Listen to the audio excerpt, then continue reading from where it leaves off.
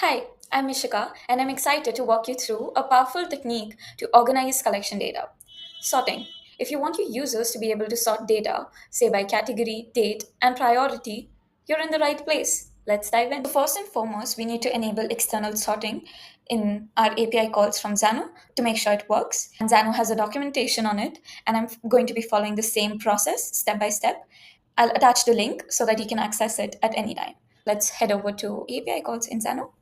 So there are three inputs that I'm going to be using: offset for my pagination and sort by and order by input to make sure that the sorting works perfectly. So let's go ahead and add the function stack. First, we need to create a variable which imports JSON,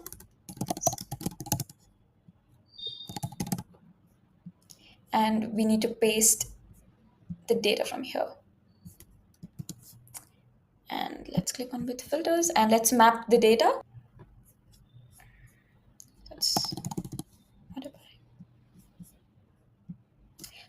here for sort by, we need to make sure that both the table name and the column is being mapped correctly. Here, we'll do something different. First, we'll add the table name and use a filter to concat the table name with the column name. And we need to specify a separator. Let's save it.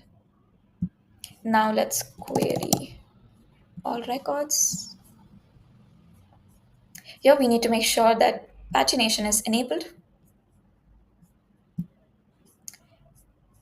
And time my offset. And here we need to enter the data for sorting logic. Let's try it.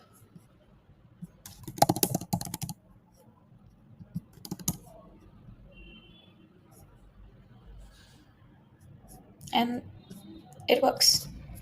So let's publish it. Now let's head over to WeWeb and fetch our collection.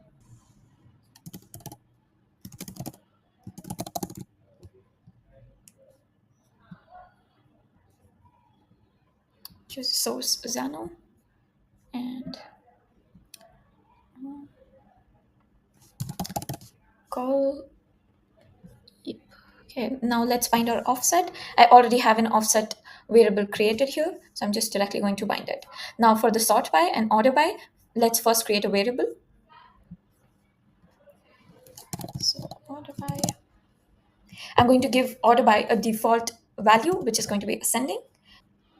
And then let's create sort by. Sort by is going to accept your column names and it's going to be empty at the start.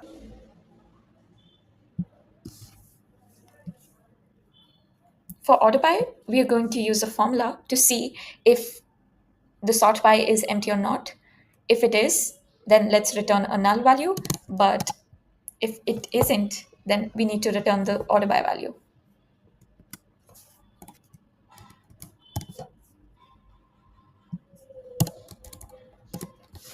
Now let's check. Okay, so there's an error here, and the reason for that is that when we set up our API calls, we do not allow null values to pass through our input. So let's update it.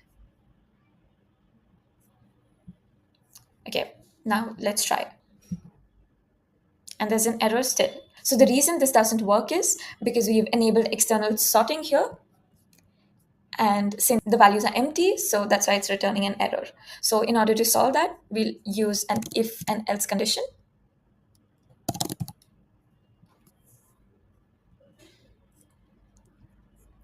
The condition is to check if it's null.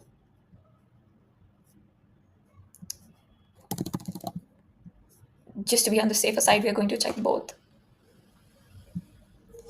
And if it is null, then let's go ahead and fetch.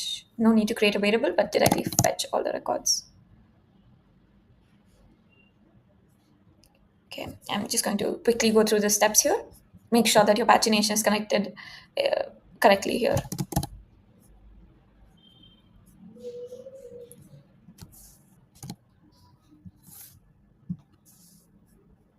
And under the else block, we're just going to move what we have right now. And there you go. You have the data. Let's hit publish. Let's go back to WeWeb. Let's refetch our collection, and it works. Let's go ahead and bind it. So make sure that you're binding a paginator as well. Okay, so pick the correct collection. And yep,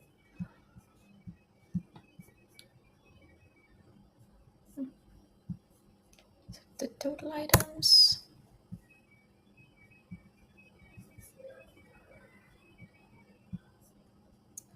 And there you go. Now, let's go ahead and create two workflows. One is for order by, and the other one is for sort by. Let's call it order by. Order, and you can do it in multiple ways and not use a switch, but rather use the if statements here. So let's go ahead and order by. Let's bind the value to the parameter and fetch the collection.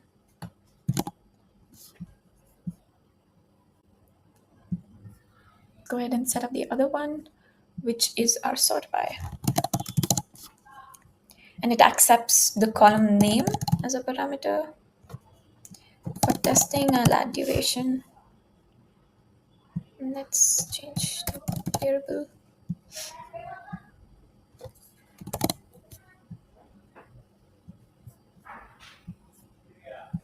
And fetch the collection. So here I'm going to add an if and else statement, because the logic that I've thought through here is that whenever a user double taps on the column header, the data gets automatically sorted in ascending order. And when the user taps on the ascending order icon, the data sorts in the descending order. And if the sorting is enabled and the user double taps on the column header, the sorting gets disabled. So in order to do that, I need to make sure that my if and else statements are at the right place.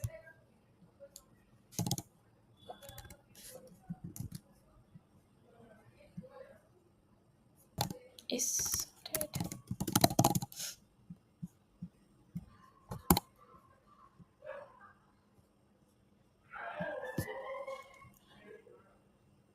So it's false. That means I wanted to change the variable value to the current column name.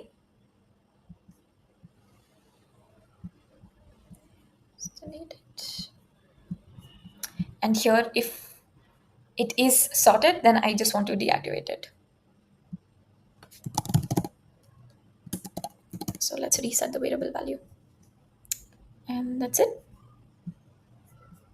Now that we have both our global workflow set up, let's go ahead and work on the logic to double tap the column headers.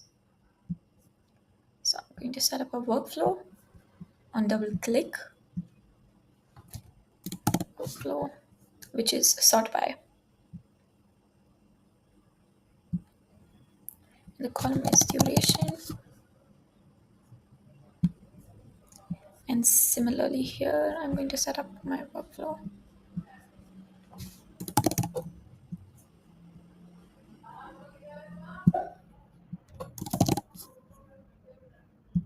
Now let's check. So there you go. So it works perfectly fine. Now let's work on the order by logic, the ascending or descending order logic. So first, let me set up conditional rendering here. Okay, order by.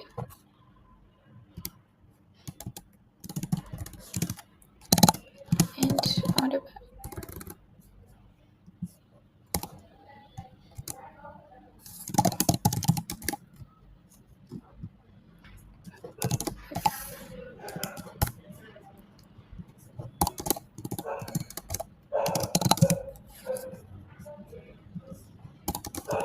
Duration. Now let's set up the ascending workflow here. Okay, let's make it visible first. And there you go. So on click, I wanted to execute workflow, which is order by, and the value will be descending. And let's make the other one active. So here you go. And similarly, just execute the workflow.